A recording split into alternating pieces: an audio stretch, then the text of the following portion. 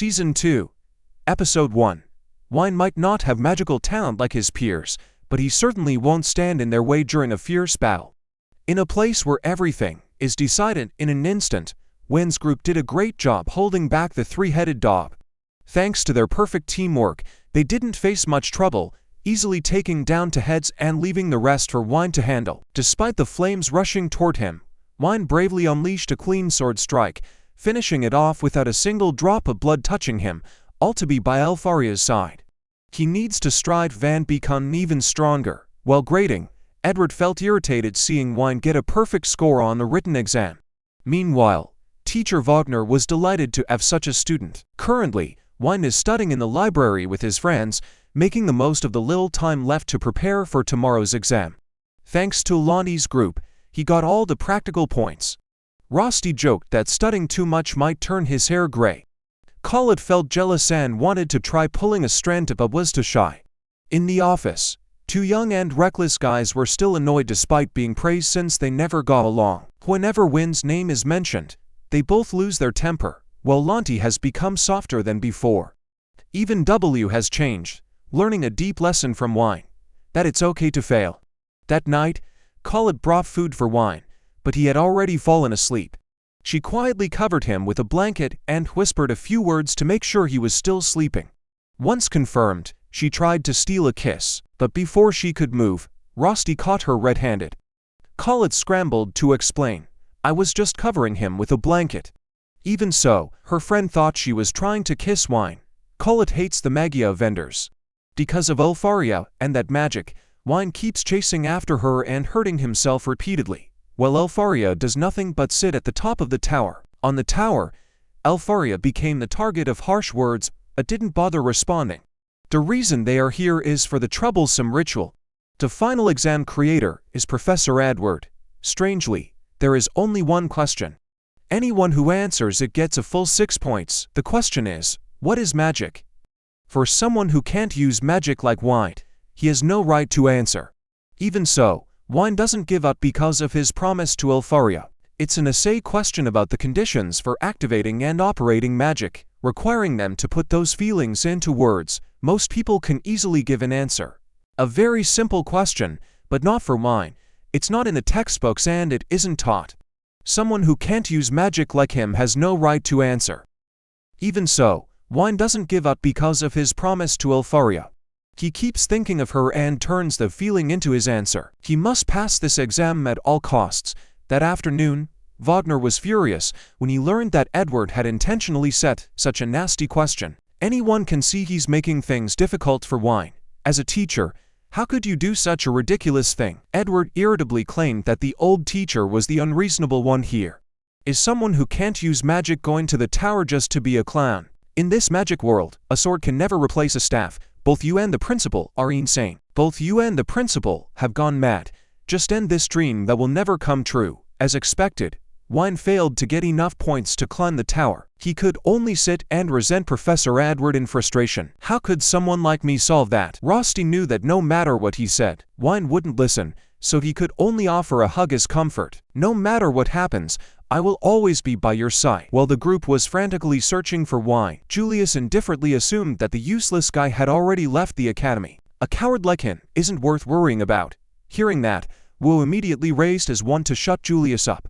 Don't you dare insult him again, or you'll regret it. Without hesitation, Julius swiped a wand aside, reminding everyone that magic is everything in this world. No matter how skilled you are, a sword has no place here. Sent, who always saw Wine as a thorn in his side, now feels extremely disappointed because he no longer has the chance to face him. Professor Wagner knew the kids were looking for Wine, so he came to tell them to disperse. Today is the last day of the year, so put everything aside and go enjoy yourselves. Leave the search for Wine to me. As New Year's Eve arrived, everyone flocked to the streets to attend the greatest grand festival. Before broadcasting the ridiculous images worldwide, she wanted everyone to take a moment to admire the great barrier protecting the sky. Since ancient times, this world has been shrouded in darkness. The entire continent was destroyed by enemies from the heavens. When despair was closing in, the ancestor and 5 great mages stepped forward to seal the sky and drive out the invaders. 500 years ago, The Magia Venders' Great Barrier created a boundary with the sky that remains to this day. At the end of each year, a new barrier is cast. Throughout the ritual, supervisors stay on duty below to ensure security, allowing no mistakes in the preparation. If everything is fine, the Magia Venders proceed. They move slowly amidst the praises of all the people. Their presence is a beacon of hope in this desperate world. The heaven that humanity longs for is still under threat. But no matter what, we must continue to uphold this sky. Under the host's guidance, everyone raises their wands to contribute their strength to holding up the sky. At the exact moment the clock strikes 12, the 5 Magias immediately cast their spells to perform the grand ritual, joining forces to raise the barrier. Once the barrier is complete, it's time for the people to celebrate with fireworks, exchanging their best wishes. But to join the fun, the villains left a message of congratulations along with dozens of magic circles. Before the people could understand what was happening, a swarm of monsters swarmed down, drowning the festival in fire and horror. Taking advantage of the Magias who had exhausted their mana after raising the barrier, the 2 villains took the opportunity to host a grand party as a gift for the citizens. Episode 2.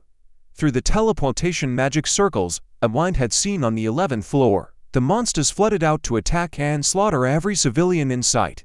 Everyone was stunned, wondering why monsters from the deep floors were appearing on the surface.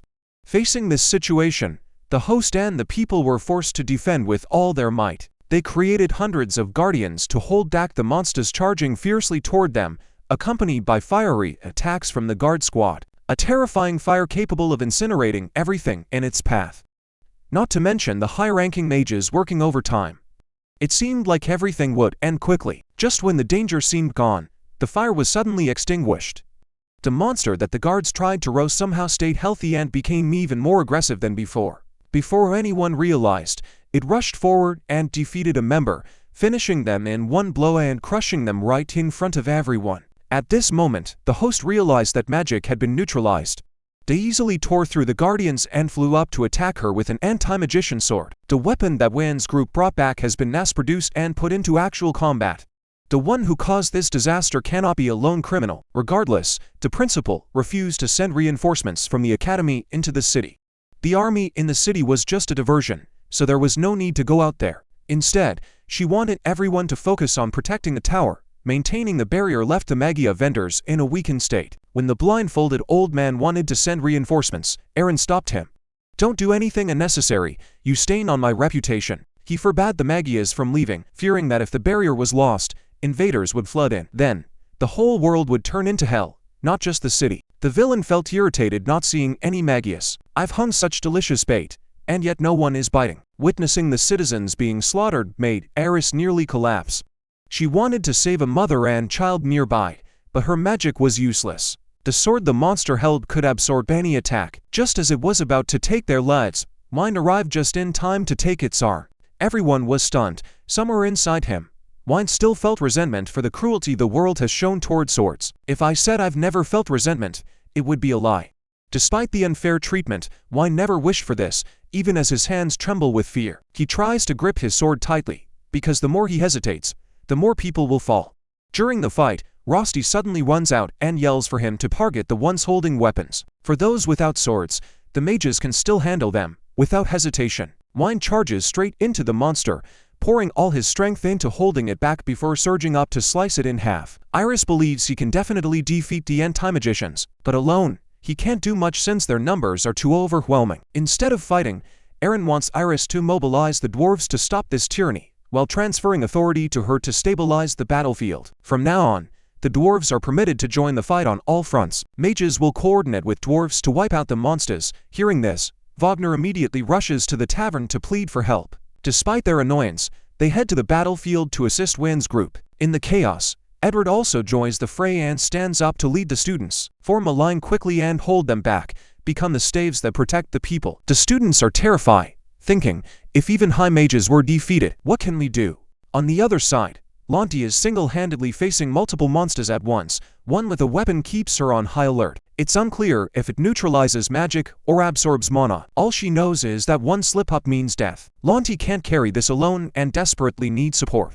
Unfortunately, the rest are also struggling against the sword-wielding beast. Instead of being stubborn, the three decide to use spells just to bind them. Since their movement stutters whenever magic hits, they utilize that to successfully lure the monsters into one spot. She holds them back with all her might and leaves the rest to call it. Despite her reluctance, the girl has to use earth magic to topple a statue, using its weight to crush all the monsters. Thanks to this, the group discovers that physical objects without mana won't be neutralized, allowing them to plan their next move. The host is very pleased with the kids' adaptability and mobilizes the Earth mages to form a formation. The guard squad will retreat to support the dwarves. We will protect the Magia Venders sanctuary at all costs. Meanwhile, Mac is still bitter over Aaron's brilliant response. Bringing in the dwarves and the mages' quick reaction caused the secret of their trump card to leak. If the High Council analyzes the weapon and finds a countermeasure, it's over. Even so, they remain unfazed and decide to use their old stock. Inside the portal they created, a monster emerges that makes Wine shudder. After poking its head out to survey the situation, it immediately lunges forward. It punches him straight through several buildings. This monster is on a completely different level compared to the small fry the others are fighting. Meanwhile, Finn is hunting those believed to have created the anti-magician swords. Unfortunately, it's all a trap designed to lure him deep into the dungeon. This was done so they could wreak havoc on the surface. When the monster sees Wine stand back up, it immediately leaps down to destroy the entire building. As for Wine, he can only barely hold on against its irrational power. The enemy our protagonist is facing is the notorious monster of the 40th floor, a beast that once slaughtered previous Magia Venders. The villain faction lost 50 comrades just to lure it into the teleportation portal, but that sacrifice was worth it. Wine knows he's no match for it and tries to find a way to escape. Unfortunately, the monster targets anyone in its sight, so he can't just leave. Wine bravely rushes out to protect the two bullies and tells them to run, while he stays behind to be the monster's punching bag. Just when he thinks his time is up, the dwarf man rushes in for a strike. Along with support from familiar faces, thanks to Eris's leadership, the tide of battle has turned, and victory seems to be leaning toward humanity. Suddenly, that's exactly what those two villains were waiting for. They intentionally let the small fry die so the boss could absorb a massive amount of mana. By the time everyone realizes, it's already too late. The boss's ability is to collect mana from other monsters. It becomes extremely powerful after devouring its own kind. The dwarves want to stop the process, but it's not a magical effect. Just stay there and watch this monster be born. After devouring an abundant amount of mana, the boss has evolved and transformed its entire body. Now, it can grow spikes on its wings and fire them at the dwarves. Seeing the slaughter makes Mac go mad with Joe. The banquet they prepared succeeded beyond expectations. The Magia Vendor killer they anticipated is finally complete. Neither mages nor dwarves can touch it. Having no other choice, Wine is forced to use that tower. He will utilize Rosty's magic to defeat this boss. In the middle of casting, the boss suddenly flies down, interrupting him, and then teleports to slice off Rosty's arm. Seeing his friend hurt like that, Wine's blood boils. He angrily rushes in to face the boss directly and make it pay. However, the gap in strength is still too wide. Wine is still overwhelmed by the boss and is bound to be defeated soon. Below, Rosty calls out to his pet, "Go to call it. As for your master, let me protect him." He isn't afraid to die because everything was decided long ago. Wine has never felt so helpless while fighting this monster. All the efforts he tried to achieve become meaningless before absolute power. Wine gives up, preparing to accept death when Rosty suddenly saves his life. "Even if it costs me my life, I will always be with you." With those words, Rosty fades away before even a handshake can happen. The friend Wine cherished most is no longer in this world. Episode 3. After that departure, Wine was carried away by Professor Wagner flying past. His mind is now completely shattered, so leaving the battlefield is the best way. As the death toll rises and the Magia Vendors remain inactive, Rainbow is furious. He loses patience and slams the table before leaving his post. In his eyes, those outside are equally useless, but the most irredeemable are those sitting here watching them die. Chariot reminds Rainbow why they must stay put. If we Magia Vendors fall, the barrier disappears. If you want to fight, wait until our magic power recovers. If you understand, return to your seat, otherwise, I will use force to bind you here. Rainbow, obviously not one to back down, wanted a life and death struggle with him. On the other side, Eleanor calmly enjoyed her wine and continued observing. But seeing Woe fighting desperately on the battlefield, she couldn't resist sending her subordinates to help. Realizing the internal discord, while the ground battle fell into despair, Alfaria, in a rage, approached and forced Aaron to revoke his orders. She didn't just dare to confront him, she froze the entire room because Wine would defeat anyone in his way, including Master Aaron. A bold declaration of war that made many people's skin crawl. The situation is extremely urgent. Humans are appearing increasingly outmatched by the monsters. Wine is the last hope Wagner can rely on. Unfortunately, the boy has completely broken down. Wine painfully blamed himself for not being able to use magic. It's because I'm useless that everyone ended up like this. Why am I the only one who can't use magic? Realizing Wine was even more troublesome, and the dwarves, Mac immediately blocked the teacher and student to eliminate a potential future threat. Meanwhile, the students are fighting hard against the monsters, constantly supporting each other to face the enemy. Suddenly, a battle in the sky caught Colet's eye. Just then, his pet staggered back. Could Wine have been attacked? Ignoring the battlefield, she grabbed the pet and told it to lead her to him. Sent hurriedly follow, asking the rest of the group to handle things. Julius's clones are very effective at times like this, so they can only rely on him. He shouted angrily, "Don't just use me as a convenient tool." On the tower, the headless man, as the conductor, is leading a choir of terrified screams. To make the melody more dramatic, he ordered the boss to target the tower. The host knew the boss could even take down a Magia Vendor, yet she recklessly tried to hold it back with all kinds of magic and was quickly defeated. Right after, Edward saw his friend in danger but stayed below to command. "March toward the center at the risk of your lives, you dwarves. We must destroy the anti-magician weapon at all costs." The older lady immediately protested, "Are you telling us to sacrifice our lives to that monster?" Edward didn't mind sacrificing them to protect the capital and the children outside. "Go die, you dwarves." Just as a monster launched a surprise attack, the loud-mouthed Edward used his own body to push her away. He then used magic to repel it, leaving her confused. "In a situation where enemies resist magic, my life is cheaper than yours. So, give your lives to me." Hearing this, the lady crossly told everyone to gather and head toward the city center. While rushing to find Wine despite the chaos, the boss appeared and blocked Colet's path. She kept throwing rocks at it until her bracelet short-circuited. Helpless and unable to use magic as the enemy charged, since intervention was too late. Despite fighting bravely, the defenses couldn't hold. All units fought with everything they had but couldn't stop the monsters. Amidst the sea of fire, students still tried to help by focusing on evacuating the citizens. The two bullies Wine saved earlier also stayed to fight. "If we run now, how could we face anyone later?" Because they were busy arguing, they fell into the monster's range but were luckily saved by their teacher. She wanted them to prioritize moving the wounded. "This isn't a pathetic retreat, it's the only rescue you can do." The teacher single-handedly faced a swarm, turning blood into sharp spikes to hold them back. This war has claimed many lives, and the longer they stay, the easier they become targets. Even the principal didn't know how to respond. While Iris thought of a way to deal with the boss, Finn appeared to ask where the sword was. That brief clash left Max slightly scratched. Professor Wagner struggled to help Wine land safely, but at the cost of his own life. Knowing he wouldn't make it, he asked Wine to save the capital, but Wine was too deep in despair. "I'm always being saved by others. I can't even protect the important people. With just a sword, I can't change the world." In response, Wagner smiled and revealed, "Actually, you can use magic. The only magic that brings hope." Wagner passed away without telling him what it was. Finn arrived and reassured him he'll wake up once his pulse is restored. "More importantly, what are you doing? Isn't the stage already set for you?" Seeing Wine still knew nothing of his magic, Finn vaguely explained, crushing the boy's illusions. "The thoughts you talk about can't save anyone." Finn reminded him that those who cannot change themselves can never change the world. "The key you're looking for has already been released. Now, take your sword and overcome that fake sky." Finn dropped blood onto the sword to show Wine the answer. His magic is courage. The moment Wine grasped the sword, the limits were released, and his hair turned completely white. "This scene is amazing. Guys, it's making me quite excited." Wine lunged forward like a streak of light, wiping out monsters everywhere. Before anyone realized, only a trail of radiance remained, a pure light bringing hope to all. Except for Elfario. No one knew Wine's identity. That light shifted the tide of battle.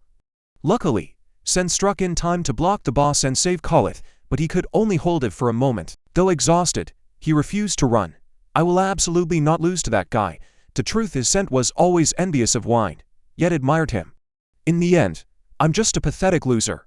Although he outwardly described it as pathetic, deep down, Cyan understood Win's extraordinary efforts best. In this final stage, Cyan himself admitted that he didn't want to lose to Wine and was determined to fight to the end so as not to be left behind. Before the monster's blade could reach Scent, Wine appeared just in time to block the attack, even pushing it back with his newly awakened power.